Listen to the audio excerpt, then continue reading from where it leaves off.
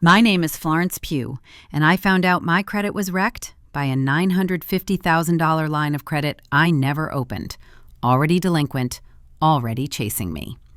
The bank said the e-signature came from my sister's device. If you've lived through something similar, share your experience in the comments. At my desk in a Charlotte fintech office, a turkey sandwich balanced on a legal pad while I worked through a compliance checklist. A vendor email blinked, then another. My phone buzzed with a push alert from the credit monitoring app I kept for work. I tapped it, expecting the usual, nothing to see here. Instead, delinquent/charge-off risk. Amount, $950,000. For a second, my brain treated it like a typo with extra zeros. The screen didn't change when I refreshed. Refresh again. A third time, slower, like it might correct itself. It didn't. The number sat there, attached to a new line of credit I had never opened. I swallowed a bite that suddenly tasted like cardboard and dialed the credit bureau hotline right from my cubicle. "Thank you for calling," the rep said, cheerful enough to sell timeshares. "Can I have your name?" "Florence Pugh." Keys clicked. "Okay, Ms. Pugh, I'm seeing a new line of credit reporting. High limit." "That's not mine." "It is under your profile," she said, still upbeat. "Do you recognize the issuer?" Hearing my own name read back with a problem stapled to it made my voice go flat. I stood up, walked into the hallway, and kept my face neutral while coworkers passed. "Tell me the amount," I said. $950,000. "And it's delinquent?" "Yes, ma'am." A second call went to the bank listed on the report. After the menu and a long hold, a man picked up. "How can I help you today?" "I'm calling about a line of credit showing on my report. I didn't open it." He paused. "You're calling about your large limit account, correct?" My hand stopped moving over the notepad. "No, I'm calling to tell you it isn't mine. Verify the application." "The account is past due," he said, like that settled something. "You'll need to come in for identity verification." "Where?" "Uptown Charlotte branch," he replied. "Bring photo ID, and you have 10 days to file a dispute before it escalates further." 10 days. I wrote it down, underlined it twice. My phone chimed with a text. Amber. "Don't make this a big thing. I'm handling it." I called her immediately. "What are you handling?" I asked. "Paperwork got mixed up between family," Amber said. "Stop calling people." "Mixed up how?" "Just don't," she snapped, then softened. "Please." The bank rep was still on the line, waiting. I glanced at my calendar and saw the account's open date. That was the same day Amber had borrowed my old tablet for an hour because hers was acting weird. The memory landed like a dropped stapler. "My credit score," I muttered, "just got upgraded to a horror movie." The sandwich went untouched. Wallet, keys, ID, everything slid into my bag in one motion. My thumb hit Amber's name again, ready to keep talking, when another call pushed through on the screen. Collections tried again before the elevator doors closed. I let it ring, grabbed my bag, and headed for the parking garage. In the car, the voicemail played through the speaker. "This is an attempt to collect a debt," the recording said. It used my full name, then the last 4 digits of my social. "Regarding your account, please call today." Today sounded like an order. Another buzz hit before the engine warmed up. HR. "Hi, Florence," the email read. "Can you swing by at 3:30 for a quick chat?" Under that was a forwarded note from the front desk. Someone had called the company line asking for me, wouldn't explain why, and kept saying collections. So now my problem had a work address. The receptionist had sounded apologetic. That didn't help. I drove straight to my parents' place after lunch because that's what you do when your life starts making noises at your employer. Mom opened the door fast.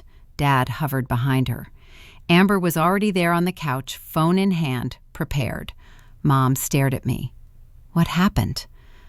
"A bank thinks I owe $950,000, I said. Dad blinked once. "That's not funny." "It's not mine," I answered, and set my phone on the table. Amber leaned forward, palms up. "Okay, everyone breathe. This is a paperwork mix-up." Dad's eyes cut to her. What did you do?" "Nothing," Amber said, too quick. Then she softened. "I was trying to handle something and it got filed wrong. It's family stuff." Mom moved toward the kitchen table. "We're talking about this as a family. No police, no drama." Amber nodded like she'd just won a vote. The credit report opened, and the number sat there again, calm and stupid. I read the line out loud. "New line of credit. Limit $950. Status delinquent." Mom's hand flew to her mouth. Dad stared at the ceiling like he was waiting for it to argue back. Amber kept her voice gentle. "I was going to transfer it. I just needed time." "It's in my name," I said. Amber tilted her head. "Because you told me I could, remember? You said if I needed help with forms, you'd help. I thought this was that." Dad looked at me, not her. "Did you agree to help your sister?" "No," Mom's tone sharpened. "Florence, don't shut down. Talk." "I'm talking," I said. "You sound like you don't care," she replied. And somehow that was the accusation. My phone vibrated with a text from Marisol. "You okay?" Marisol sat 2 rows over from me at work. She'd overheard my call with the credit bureau at my desk. I stepped into the kitchen and answered her video call, using my shoulder to nudge the door almost closed. "Don't argue," Marisol said immediately. "Don't negotiate. Freeze your credit, pull the full report, save every voicemail." "They want to talk as a family," I said. Marisol's face didn't change. "Great. Gather evidence as a family. Start a timeline, minute by minute." Back at the table, the detailed report scrolled farther than the summary view.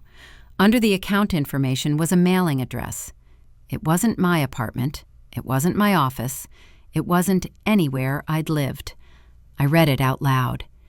Amber's eyes slid to the window like the glass had developed a personality. Dad leaned closer. "What's that?" "The address they're using," I said. "It isn't mine." Mom turned to Amber. "Why would your sister have an address she doesn't recognize?" Amber gave a fast shrug. "Banks use processing addresses. It's probably nothing." Marisol stayed on speaker as I opened my parents' laptop and pulled up the freeze form. "My sister just turned me into a business with a near $1 million credit line," I told Marisol, voice flat. "I don't even own a printer." "Use theirs," Marisol said. "Freeze, fraud alert, screenshot everything." The bank's message sat in my inbox. 7 days to submit an identity theft affidavit, ID, and a report. Tomorrow, 9 a.m., Uptown Branch, meeting with the account manager. Amber reached across the table and planted her hand on the laptop lid. "Don't submit that," she said. My fingers pushed her hand aside. The cursor hovered, and I clicked. Amber's hand slid off the laptop lid. The confirmation bar finished, and the freeze email arrived before anyone spoke. Amber stood. "You really did it." "Yes." She left my parents' house like she'd been the one wronged. By 8:10 a.m., Marisol and I were at a coffee shop near the Uptown Branch, papers spread between 2 cups we weren't drinking. She ran a finger down my checklist. ID, credit report, bank email, voicemail, timeline, she said. "Good. Don't improvise today." A security alert popped on my phone. Trusted device added. Name, family iPad. My thumb stopped. Marisol leaned closer. "That yours?" "It used to be," I said. "Amber borrowed it. One time." The details page loaded. The device had been approved last week. Under verification, it listed an OTP sent to a number ending in 73. I set the phone down, looked at Marisol, and she didn't ask which number that was. "Okay," she said.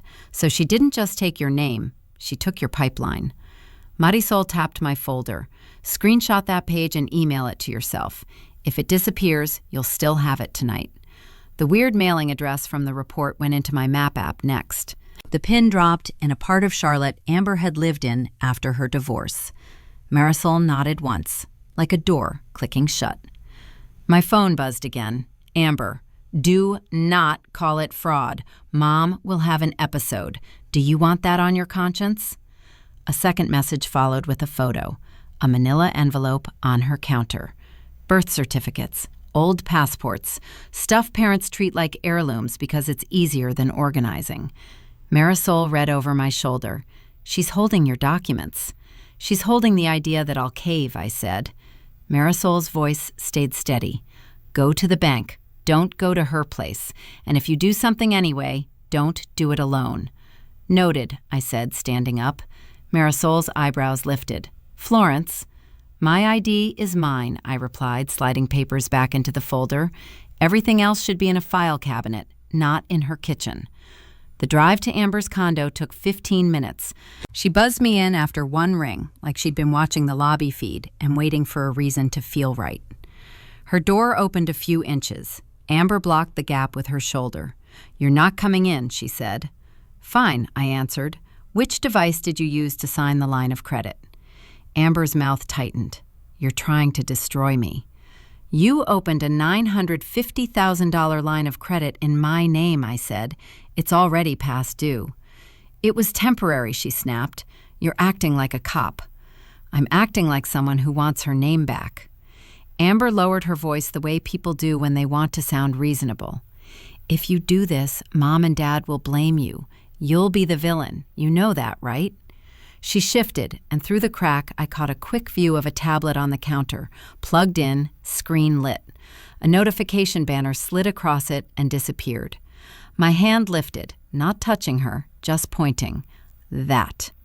Amber's jaw flexed. "Get out." The door shut. The lock clicked.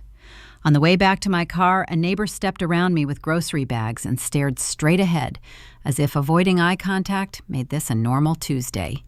The air conditioner blasted when I turned the key. "I just got denied entry to my own sister's place," I said to the dashboard. "Maybe I should apply for a guest pass." At home, an email from the bank arrived before my shoes were off. Security changes detected. Under it, appointment status updated. The 9 a.m. verification meeting had been moved. No explanation, just moved. I called the Uptown branch. A woman picked up quickly. "Uptown branch, how can I help?" "My name is Florence Pugh," I said. "I had a fraud verification appointment for tomorrow at 9. It was changed. Why?"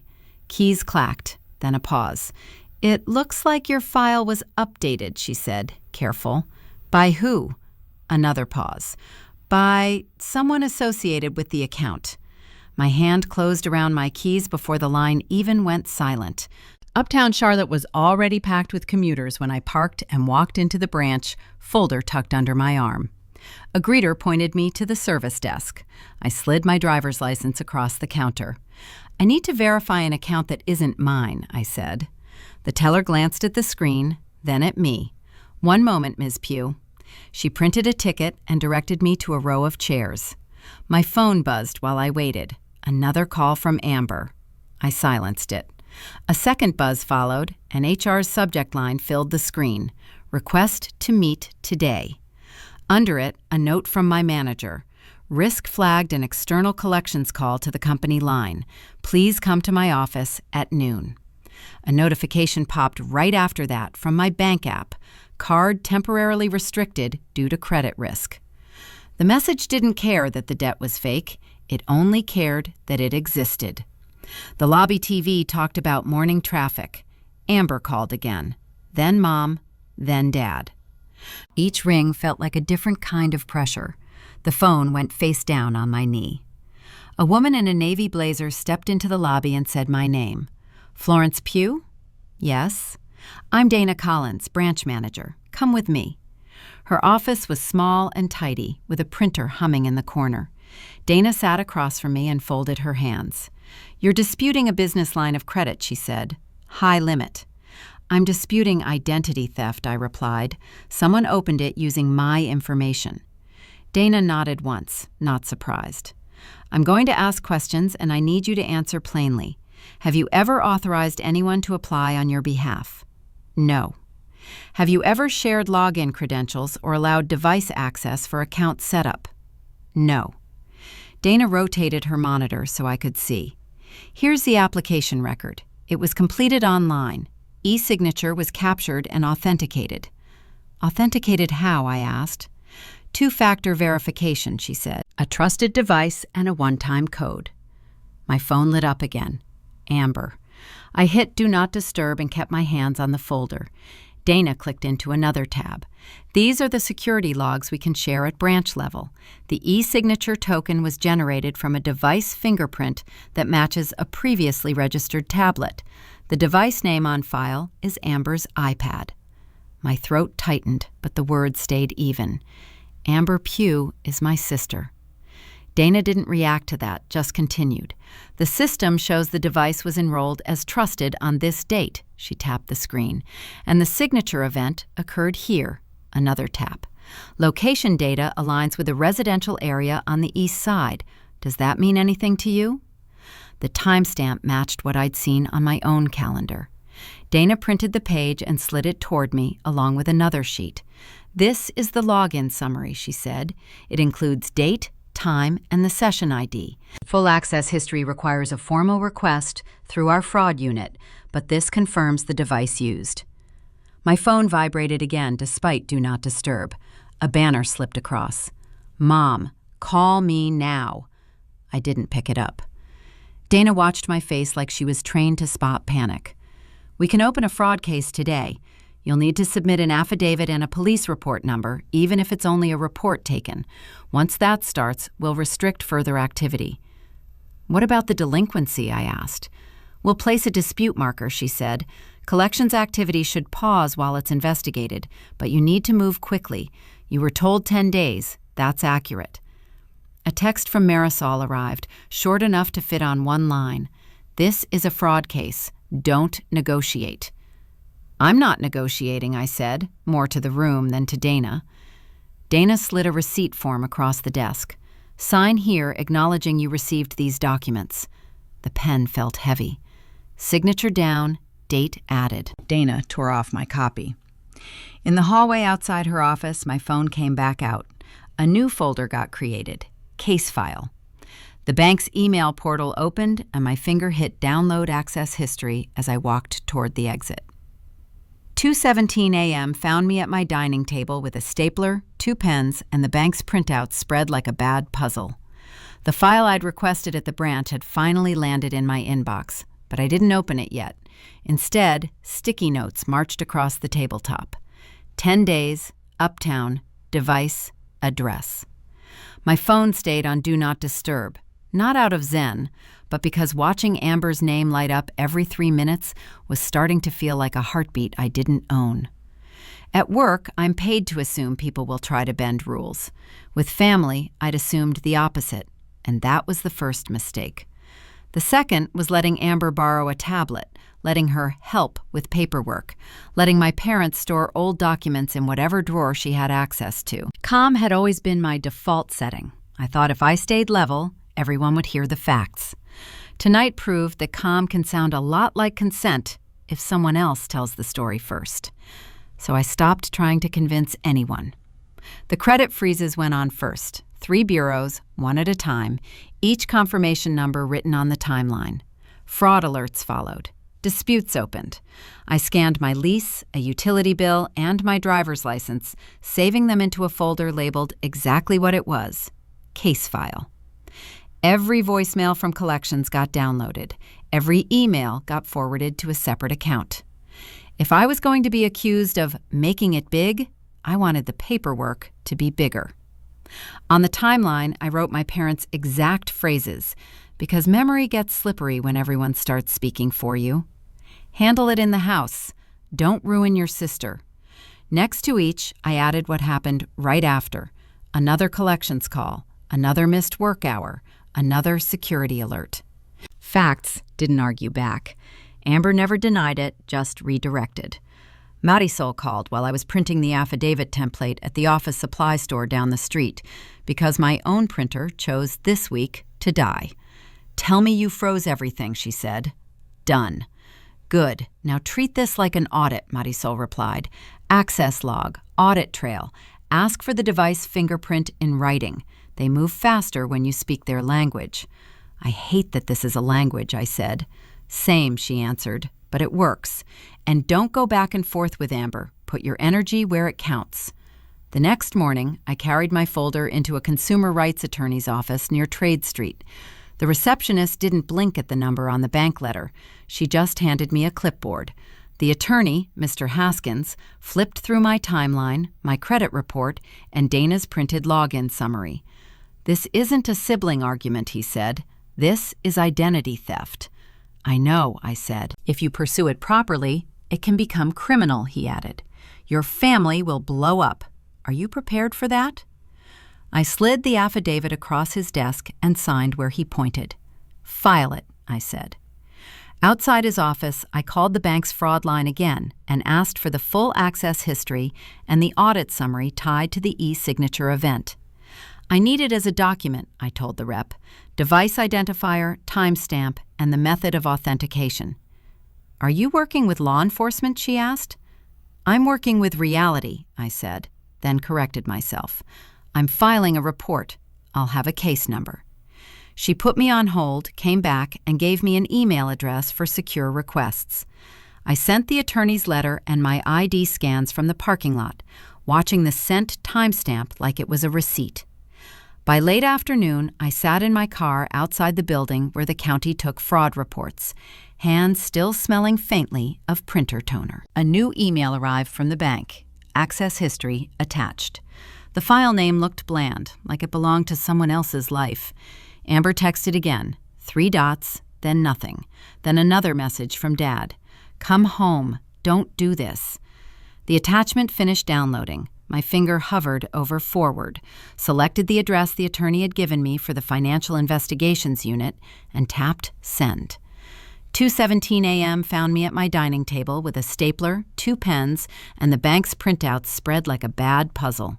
The file I'd requested at the branch had finally landed in my inbox, but I didn't open it yet. Instead, sticky notes marched across the tabletop. 10 days, Uptown, device, address. My phone stayed on Do Not Disturb, not out of zen, but because watching Amber's name light up every 3 minutes was starting to feel like a heartbeat I didn't own. At work, I'm paid to assume people will try to bend rules. With family, I'd assumed the opposite, and that was the first mistake. The second was letting Amber borrow a tablet, letting her help with paperwork, letting my parents store old documents in whatever drawer she had access to. Calm had always been my default setting. I thought if I stayed level, everyone would hear the facts. Tonight proved that calm can sound a lot like consent if someone else tells the story first. So I stopped trying to convince anyone. The credit freezes went on first. 3 bureaus, 1 at a time, each confirmation number written on the timeline. Fraud alerts followed. Disputes opened. I scanned my lease, a utility bill, and my driver's license, saving them into a folder labeled exactly what it was: case file. Every voicemail from collections got downloaded. Every email got forwarded to a separate account. If I was going to be accused of making it big, I wanted the paperwork to be bigger. On the timeline, I wrote my parents' exact phrases, because memory gets slippery when everyone starts speaking for you. Handle it in the house. Don't ruin your sister. Next to each, I added what happened right after. Another collections call, another missed work hour, another security alert. Facts didn't argue back. Amber never denied it, just redirected. Marisol called while I was printing the affidavit template at the office supply store down the street, because my own printer chose this week to die. "Tell me you froze everything," she said. "Done." "Good. Now treat this like an audit," Marisol replied. "Access log, audit trail. Ask for the device fingerprint in writing. They move faster when you speak their language." "I hate that this is a language," I said. "Same," she answered, "but it works. And don't go back and forth with Amber. Put your energy where it counts." The next morning, I carried my folder into a consumer rights attorney's office near Trade Street. The receptionist didn't blink at the number on the bank letter. She just handed me a clipboard. The attorney, Mr. Haskins, flipped through my timeline, my credit report, and Dana's printed login summary. "This isn't a sibling argument," he said. "This is identity theft." "I know," I said. "If you pursue it properly, it can become criminal," he added. "Your family will blow up. Are you prepared for that?" I slid the affidavit across his desk and signed where he pointed. "File it," I said.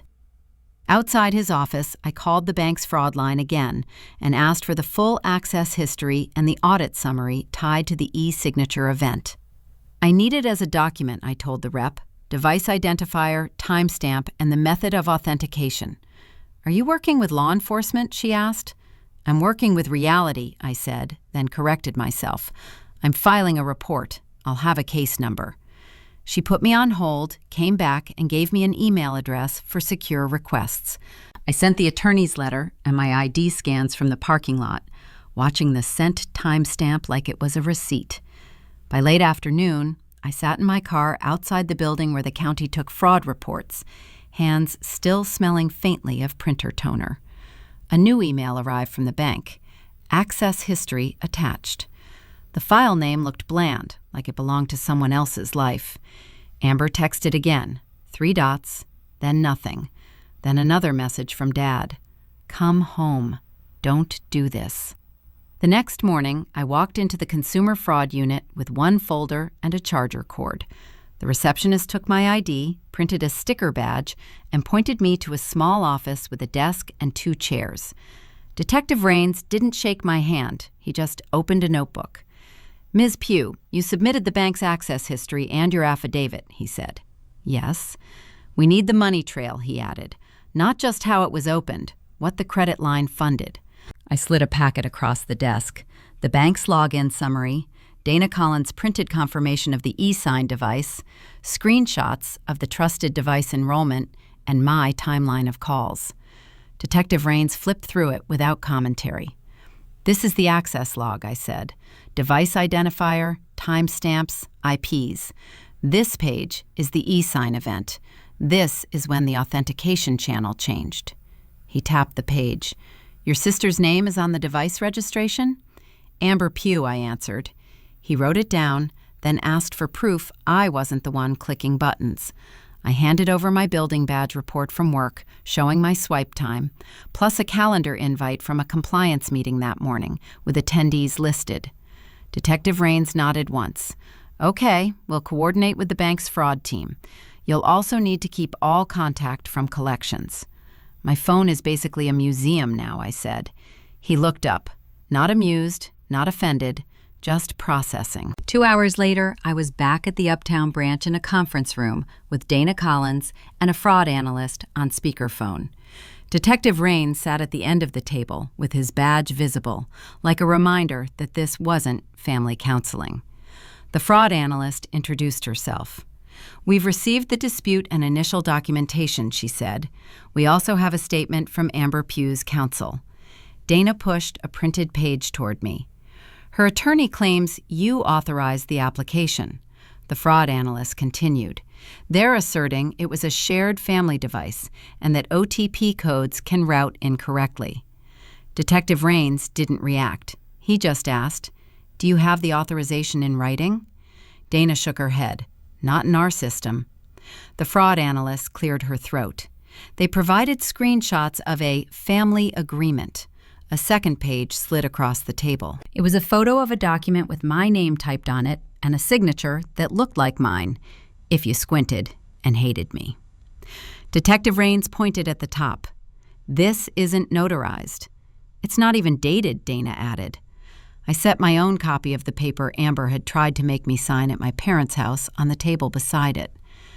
"My family calls this keeping the peace," I said, voice dry. "In your world, I'm guessing it's called evidence." Detective Rains finally spoke to the fraud analyst. "Here's what we have from our side." He slid a new sheet forward. "Carrier records show a SIM change and call forwarding setup on the number receiving the OTP. Timestamp matches the account's authentication change." Dana's posture shifted. That would explain the security alert. Detective Rains kept going. "And your audit trail shows account recovery options were modified from the same device fingerprint used for the e-signature." The fraud analyst went quiet for a beat. "Understood," she said. "That materially changes the case." Dana turned to me. "With this, we can lock the account activity and escalate to fraud operations." The fraud analyst's voice sharpened into procedure. We're placing the account in confirmed fraud review. Collections will be instructed to cease contact with Ms. Pugh. Any related accounts will be restricted pending investigation. Detective Rains asked one more question. Is Amber Pugh aware you're pursuing this as fraud? Dana didn't answer. I did. She's been aware since she told me not to make it a big thing. The fraud analyst replied, "We'll issue formal requests for records and proceed with the next steps. Ms. Pugh, you may be contacted for additional statements." Dana printed a receipt for my documents and had me sign for the copies returned. Detective Rains stood, gathered his papers, and gave me a case number on a card. Outside the conference room, my phone lit up in a row. Mom, Dad, Amber, Amber again. I let it ring until the screen stopped vibrating, then opened my contacts and hit block on Amber's name. The moment my thumb lifted, a government sedan pulled up to the curb in front of the branch. The driver stepped out, nodded at me, and walked past the bank doors with a manila envelope. Dana watched from the lobby while Detective Rains met him at the curb. Neither of them looked at me like this was family business anymore. My phone kept buzzing in my palm. Mom, Dad, Amber, then Amber again. Rains glanced at the screen and said, "Don't answer." "She'll twist whatever you say," Dana added. The driver handed Rains papers. Rains signed, and the envelope went back into the sedan. When the door closed, my stomach dropped, and I followed Dana to sign forms. 2 weeks later, the credit bureau portal showed my dispute as under investigation instead of rejected. That tiny change came with a new request: proof of residence, proof of employment, and a copy of the police report. I uploaded everything during a lunch break, then walked to HR with the same folder I'd carried everywhere. "Are you in trouble?" my manager asked. "I'm in paperwork," I said. HR documented the collections calls and told me to forward any future contact. My bank card stayed restricted. Amber left voicemails that began sweet and ended sharp, like she was bargaining for air.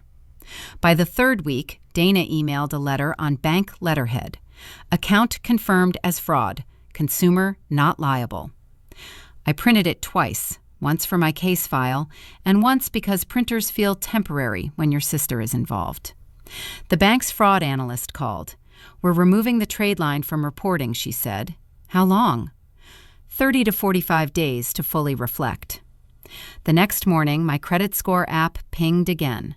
This time, it said the $950,000 account was deleted. I stared until the refresh button looked worn.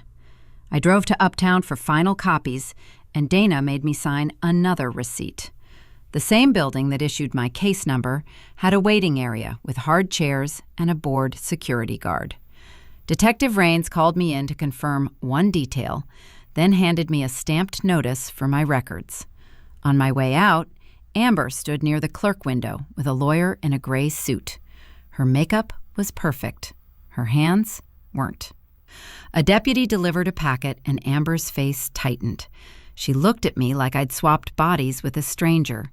"Did you have to do this?" she asked. "Yes," I said. Her lawyer pulled her away fast, wordless. That night, Mom called from a number I hadn't blocked.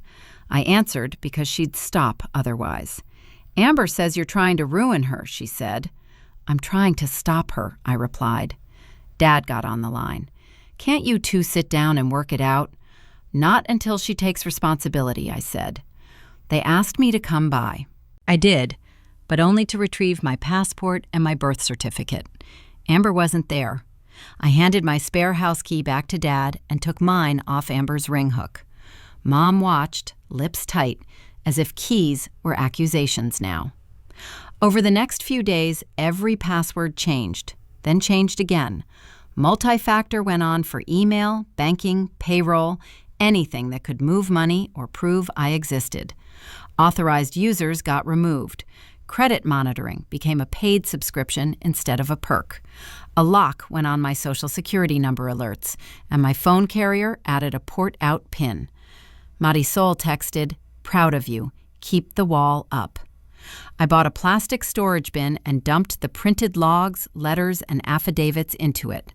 The label maker printed family. I crossed it out and typed evidence, closed, and slid it under bed.